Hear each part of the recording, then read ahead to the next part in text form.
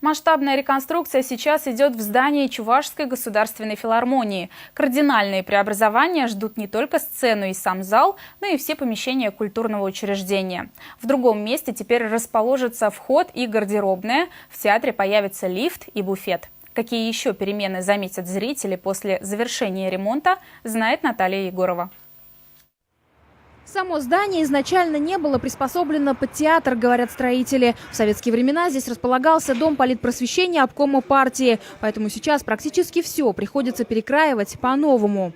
Мы убрали 2 этажа. То есть, если раньше были здесь колонны и ригеля, уменьшили просто-напросто и увеличили зрительный зал.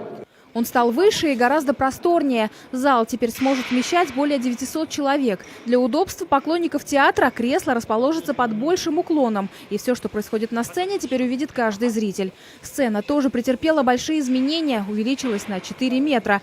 У артистов, наконец, будет оборудована закулисная зона. Вскоре здесь смогут воплощать самые смелые режиссерские фантазии.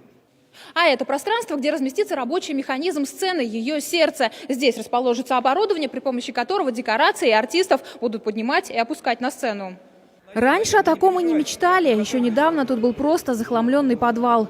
Заметно преобразится зона для зрителей. Станет просторнее гардеробная, рядом разместится буфет. В здании появится лифт, а вход сделают удобнее для людей с ограниченными возможностями.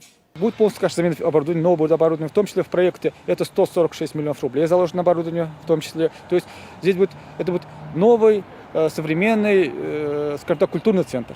Сейчас рабочие утепляют наружный фасад. На крыше почти завершена укладка кровли. Вскоре строители приступят к отделочным работам. Завершить реконструкцию планируют к 2020 году. Наталья Егорова, Екатерина Янгалакова, Вести Чувашия.